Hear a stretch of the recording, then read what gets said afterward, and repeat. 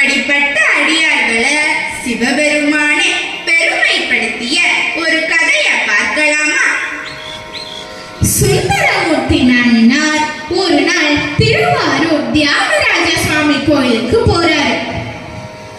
அங்க அன்னைக்கு அடியார் திருக்கூட்டம் நடந்துட்டு இருக்கு. இவரும் அடியார்களை மிக உயர்ந்தவராக கருதுபவர். இருந்தும் அவங்கள முன்ன பின்ன கூட தெரியாதனால ஒதுங்கி கோவிலுக்கே போயிடுவோம் நினைச்சு அவரும் கோயிலுக்குள்ள போயிட்டாரு. அப்போ அந்த அடியார் கூட்டத்துல இருந்த விரண்மேண்டன் அப்படிங்கிற நாயனாரு கேக்குறார், யார் இவரு? அடியார்களுக்கு ஒரு சிறு மரியாதை கூட செய்யாம போறாரு அப்படின்னு கேட்க, அதற்கு அருகில் உள்ளவர் இவர்தான் சுந்தரமூர்த்தி நாயனார் அப்படின்னு சொல்றாரு.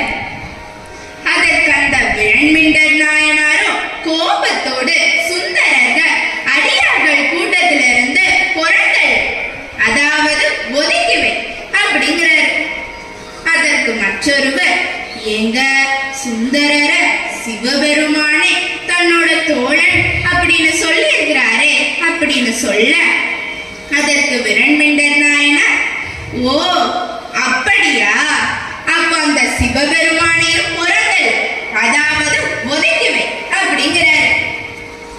சுந்தரரோ உள்ள போய் தியாகராஜரை காணும் போது தியாகராஜர் சொல்றாரு, ஏண்டாப்பா சுந்தரா, என்ன பார்க்க வந்ததுதான் வந்த, வரும்போது அந்த அடியார்களுக்கு ஒரு வணக்கம் வச்சுட்டு வந்திருக்கலாம்ல. இப்ப பாரு, அவங்க உன்னையும் ஒதுக்கிட்டாங்க, என்னையும் ஒதுக்கிட்டாங்க. அடியார்கள் இல்லாம நான் எங்கப்பா? அடியார்கள் தானே எனக்கு எல்லாமே அப்படிங்கிறாரு சிவபெருமான். அதாவது ஆண்டவனுக்கு முதல்ல முக்கியமானதே அடியார்கள் தான். அதுக்கு பிறகுதான் மற்றதெல்லாம். சிவபெருமான் சுந்தரர பக்கத்துல வா அப்படின்னு கூப்பிடுறாரு. கூப்பிட்டு நான் அடி எடுத்து கொடுக்கிறேன், எல்லா அடியார்களுக்கும்